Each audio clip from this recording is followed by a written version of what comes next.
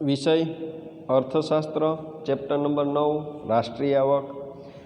એની અંદર આપણે જોવાનું છે રાષ્ટ્રીય આવકના મહત્ત્વના ખ્યાલો. તેમાં નંબર 1 કીધું છે કુલ આંતરિક પેદાશ. એને અંગ્રેજીની અંદર કહેવામાં આવે છે ગ્રોસ ડોમેસ્ટિક પ્રોડક્ટ, ટૂંકમાં કહેવાશે જીડીપી. બરોબર છે. તો જીડીપીની અંદર આપણે જોઈએ તો કે ભાઈ રાષ્ટ્રીય આવકના અનેક ખ્યાલો છે. તેમાં કુલ આંતરિક પેદાશનો ખ્યાલ મહત્ત્વનો છે. વર્ષ દરમિયાન દેશની સરહદમાં એટલે કે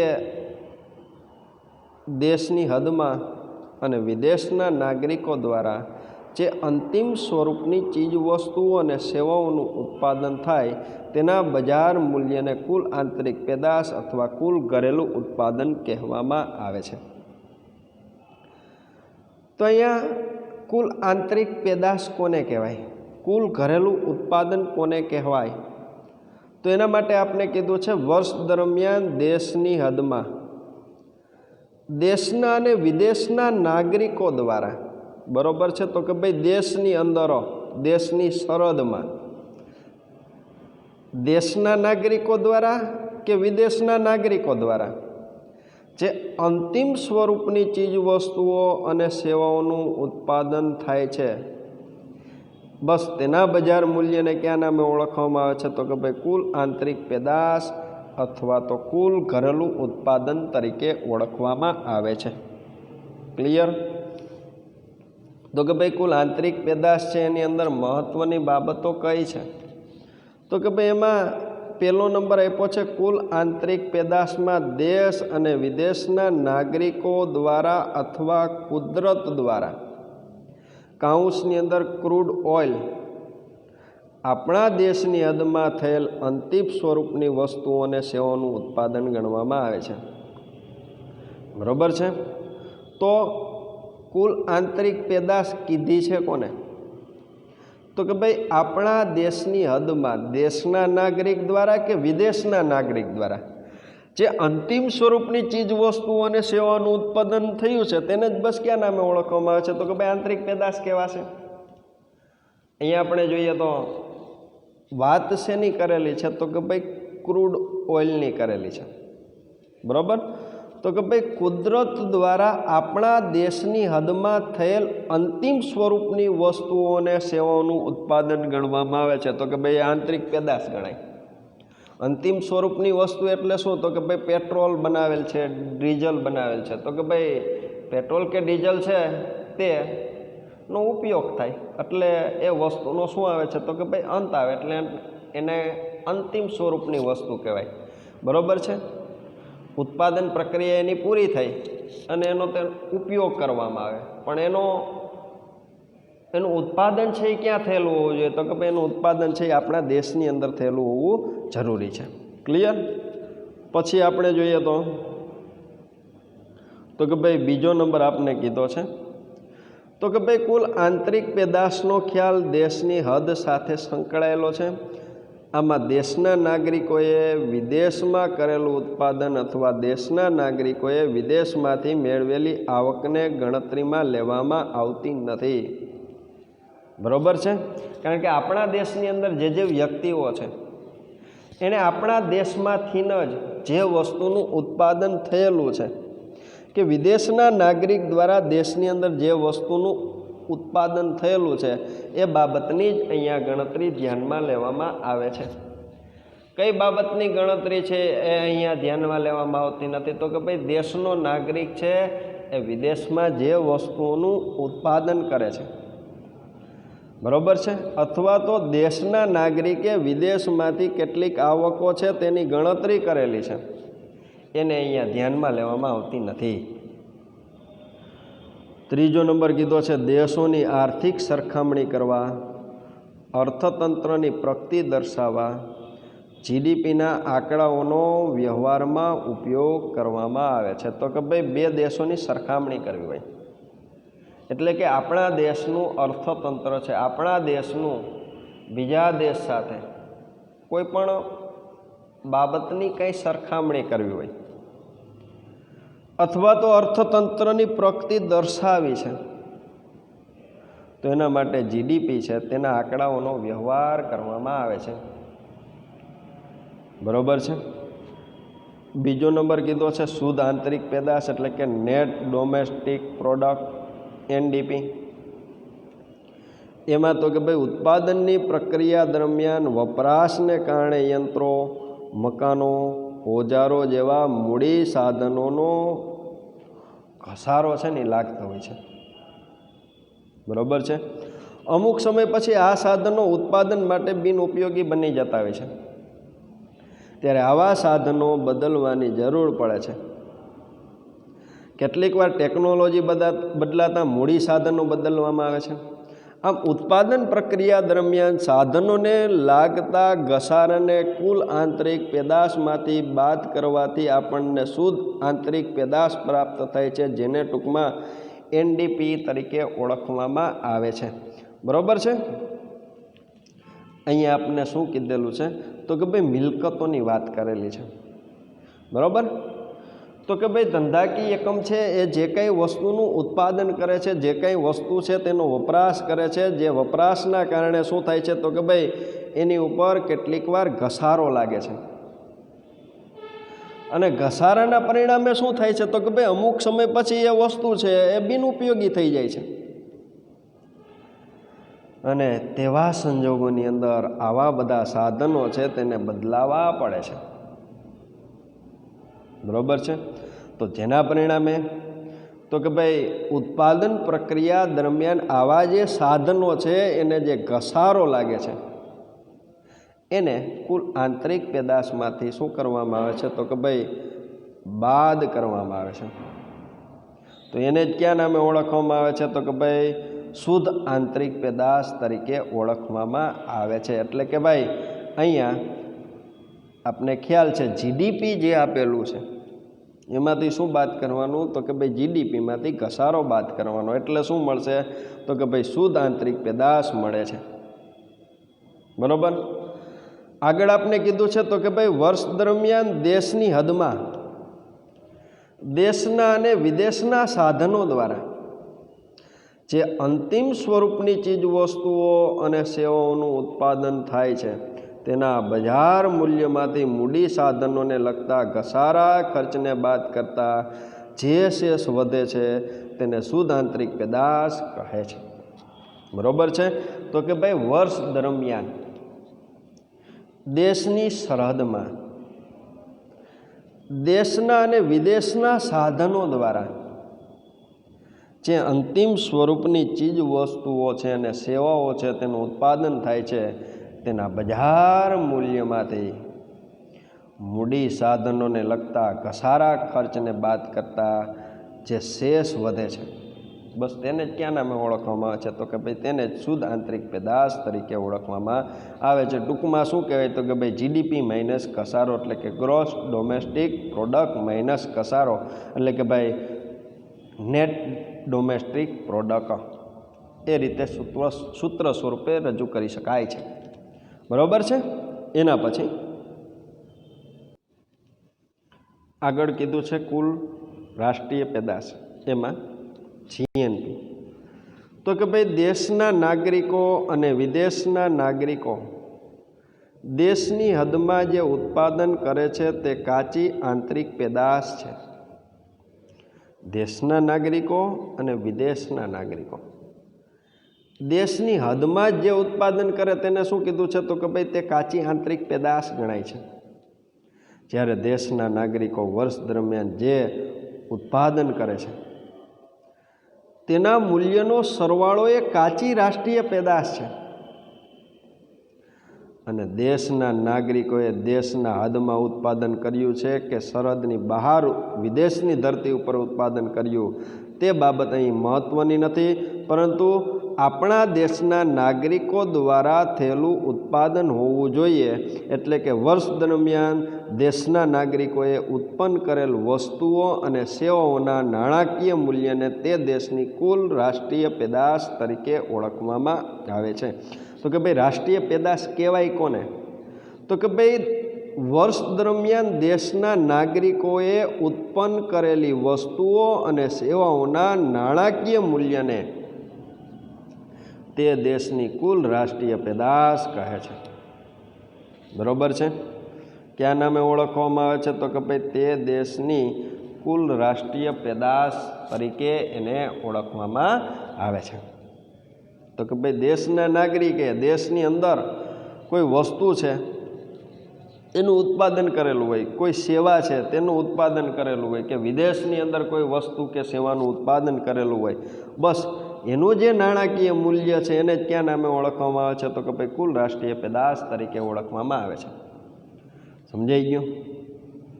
તો કે ભાઈ કુલ રાષ્ટ્રીય પેદાશ છે એના માટે કેટલીક મહત્ત્વની બાબતો આપેલી છે.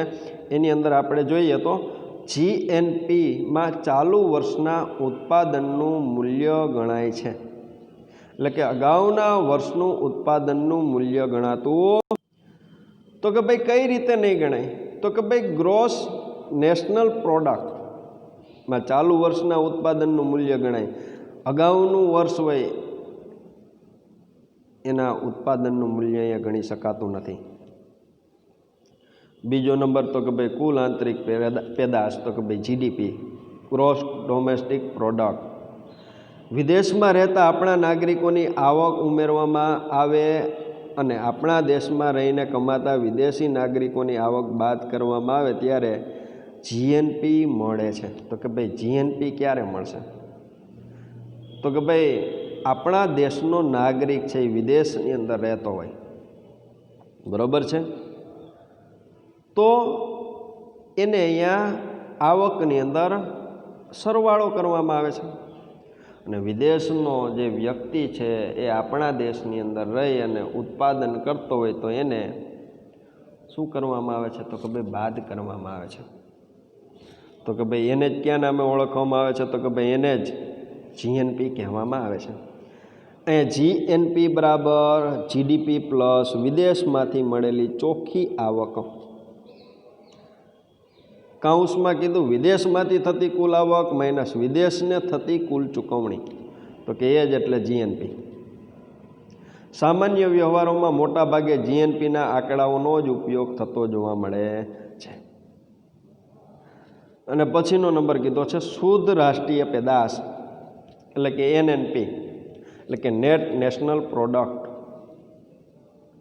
તો એમાં તો કે ભાઈ ઉત્પાદનની પ્રક્રિયા દરમિયાન ઉત્પાદનના સાધનો, યંત્રો, કારખાનાનું મકાન, ઓજારો વગેરેને ઘસારો લાગે છે, તેમનું મૂલ્ય ઘટે છે, તેને મૂડી ઘસારા તરીકે ઓળખવામાં આવે છે.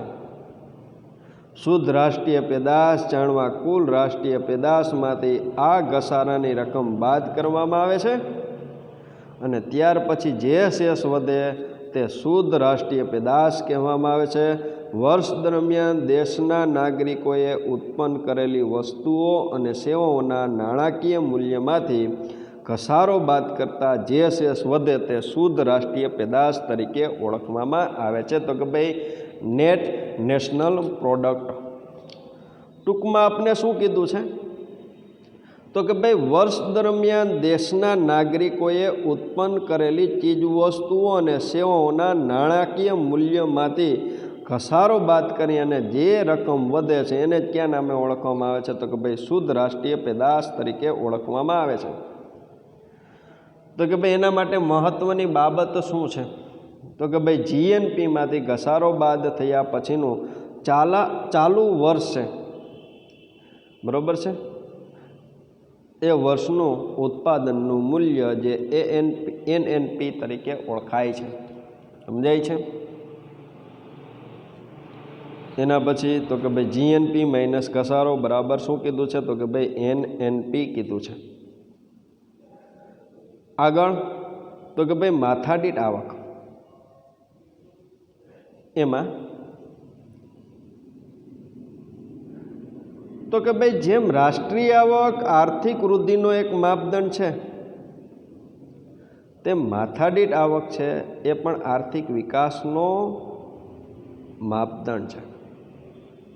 તો કે સામાન્ય રીતે કોઈ એક દેશની રાષ્ટ્રીય આવકને એક વર્ષની કુલ વસ્તી વડે ભાગતા જે તે વર્ષની માથાદીઠ આવક આપણને પ્રાપ્ત થાય છે. પ્રશ્ન પૂછે તો કે ભાઈ માથાદીઠ આવક કઈ રીતે પ્રાપ્ત થાય? તો કે ભાઈ કોઈ એક દેશ છે તેની રાષ્ટ્રીય આવકને એ વર્ષની કુલ વસ્તી વડે ભાગતા જે રકમ મળે એને ક્યાં નામે ઓળખવામાં આવે છે? તો કે ભાઈ માથાદીઠ આવક તરીકે ઓળખવામાં આવે છે. બરોબર છે. અહીંયા આપણે કીધું છે તો કે ભાઈ જેમ રાષ્ટ્રીય આવક છે એ આર્થિક વૃદ્ધિનો માપદંડ છે. આર્થિક વૃદ્ધિ માપવી હોય તો એના માટે શું જરૂરી છે? તો કે ભાઈ એના માટે રાષ્ટ્રીય આવકનો વૃદ્ધિ દર છે તે માપવો જરૂરી. તે માથાદીઠ આવક છે એ આર્થિક વિકાસનો શું ગણાય છે? તો કે ભાઈ એક પ્રકારનો માપદંડ ગણાય છે. બરોબર છે.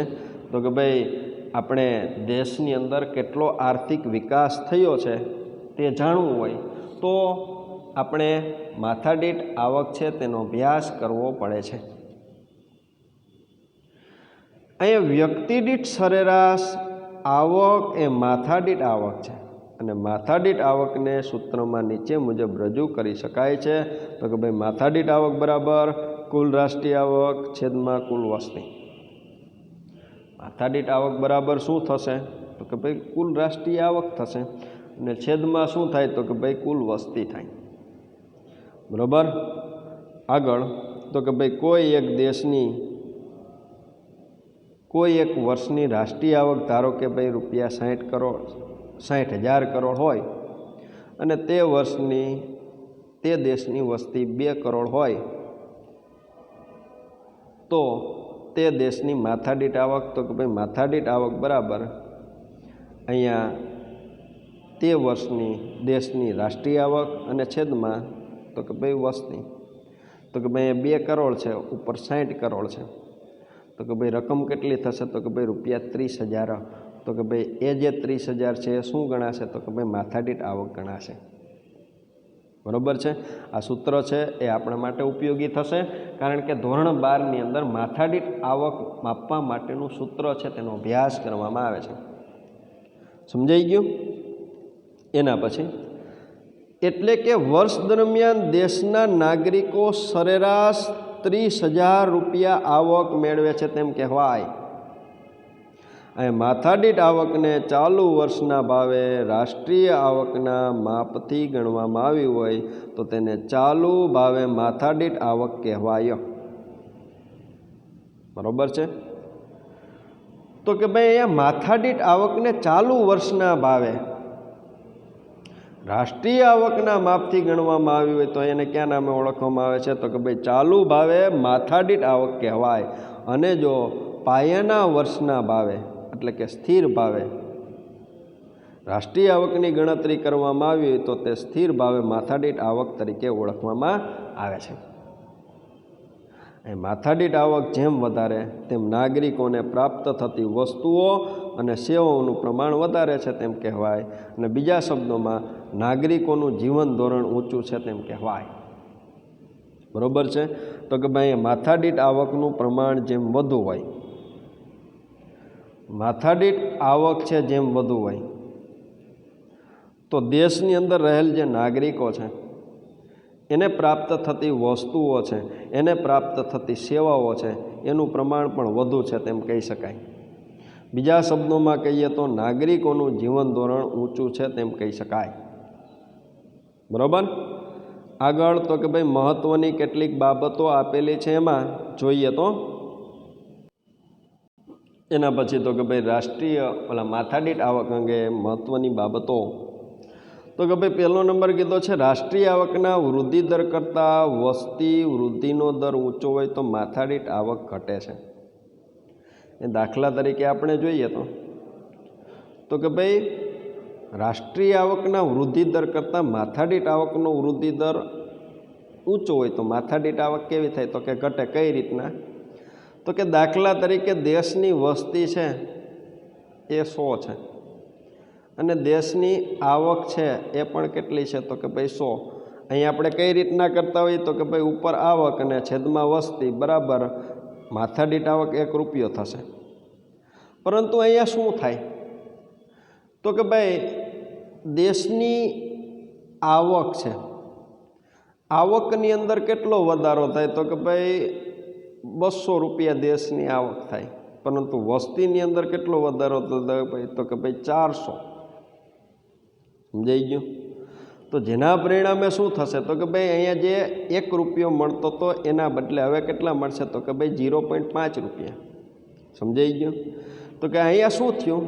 તો કે ભાઈ રાષ્ટ્રીય આવકના વૃદ્ધિદર કરતાં વસ્તી વૃદ્ધિનો વૃદ્ધિદર ઊંચો છે, જેના પરિણામે શું થશે? તો કે ભાઈ માથાદીઠ આવકની અંદર ઘટાડો થતો જોવા મળશે. સમજાણું?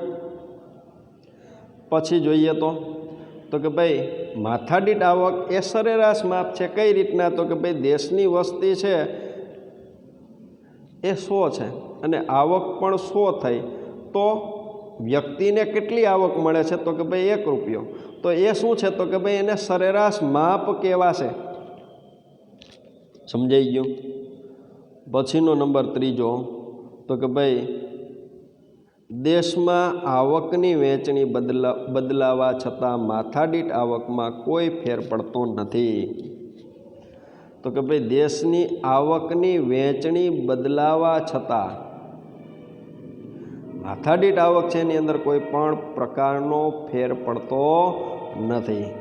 તો કે શા માટે નહીં ફેર પડે? તો કે ભાઈ એ સરેરાશ માપ છે એટલા માટે. જો દેશની આવકની અસમાનતા વધે તો માથાદીઠ આવક વિકાસનો સાચો માપદંડ નથી. તો કે ભાઈ અહીંયા માથાદીઠ આવકની અંદર વધારો થાય તો દેશનો વિકાસ થયો છે તેવું કહેવામાં આવે છે. તો કે ભાઈ દેશની અંદર આર્થિક વિકાસ થયો છે તેના માટેનો માપદંડ તો કે ભાઈ માથાદીઠ આવક છે એવું કહેવામાં આવે છે. પરંતુ અહીં દેશની આવકની અંદર અસમાન રીતે વધારો થાય, તો જેના પરિણામે તો કે ભાઈ માથાદીઠ આવક એ વિકાસનો સાચો માપદંડ એ ગણી શકાતો નથી. સમજાઈ ગયો? અને નંબર 5 દેશની પ્રગતિનો સાચો માપદંડ રાષ્ટ્રીય આવક નહીં, પરંતુ શું છે? તો કે ભાઈ માથાદીઠ આવક છે. તો કે ભાઈ દેશે પ્રગતિ કરી છે, દેશનો વિકાસ થયો છે, એ આપણે માપવું છે. તો એના માટેનો સાચો માપદંડ છે રાષ્ટ્રીય આવક નથી, પરંતુ શું ગણવામાં આવે છે? તો કે ભાઈ માથાદીઠ આવક ગણવામાં આવે છે. યુનોએ પણ 2 દેશોની પ્રગતિની સરખામણી કરવામાં રાષ્ટ્રીય આવકની સાથે માથાદીઠ આવકના આંકડાનો ઉપયોગ કર્યો છે અને ઉપયોગ કરે છે. તો કે ભાઈ યુનો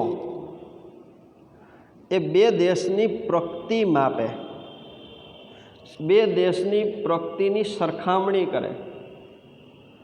તો એમાં કયા દેશે પ્રગતિ કરેલી છે? તો એ શેના દ્વારા જાણી શકાય છે? તો કે ભાઈ રાષ્ટ્રીય આવકની સાથે સાથે માથાદીઠ આવક છે, તેના આંકડાઓ છે, તેનો ઉપયોગ છે એ કરવામાં આવે છે.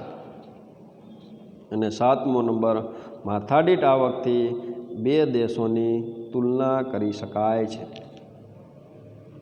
માથાદીઠ આવકથી શું કરી શકાય છે? તો કે ભાઈ 2 દેશો છે એના વચ્ચેની તુલના. અને 8મો નંબર માથાદીઠ આવકથી દેશના નાગરિકોના જીવન ધોરણનો અંદાજ મૂકી શકાય છે. તો કે ભાઈ માથાદીઠ આવક જો વધુ હોય તો દેશના લોકો છે એનું જીવન ધોરણ સારું હોય, દેશના લોકોનું જીવન ધોરણ ઊંચું હોય. સમજાઈ ગયું? આ અંદાજ છે ને તેને મૂકી શકાય છે. એના પછી તો કે ભાઈ મુદ્દો આવે છે રાષ્ટ્રીય આવકનું માપન. એમાં રાષ્ટ્રીય આવક માપવાની પદ્ધતિઓ, તો એની અંદર આપણે જોઈએ તો કે ભાઈ રાષ્ટ્રીય આવકનું માપન એટલે કે ગણતરી. રાષ્ટ્રીય આવકની જુદી જુદી વિભાવનાઓ અર્થને આધારે રજૂ કરવામાં આવે છે. રાષ્ટ્રીય આવકની વિભાવના 3 અર્થે થાય છે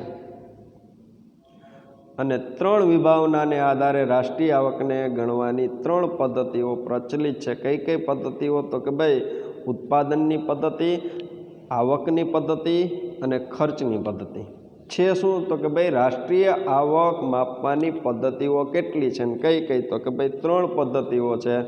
પહેલી પદ્ધતિ છે તેનું નામ શું આપ્યું છે તો કે ભાઈ ઉત્પાદનની પદ્ધતિ છે. બીજી પદ્ધતિ છે તેનું નામ શું આપ્યું છે તો કે ભાઈ આવકની પદ્ધતિ છે. અને ત્રીજી પદ્ધતિ છે તેનું નામ શું આપ્યું છે તો કે ભાઈ ખર્ચની પદ્ધતિ છે. આ 3 પદ્ધતિએ રાષ્ટ્રીય આવક છે એ માપવામાં આવે છે. બરાબર છે. તો આ ત્રણેય જે પદ્ધતિ છે તેનો આપણે અભ્યાસ છે આવતા લેક્ચરની અંદર કરીશું. અહીંયા આપણો લેક્ચર છે તેને પૂર્ણ કરીએ છીએ.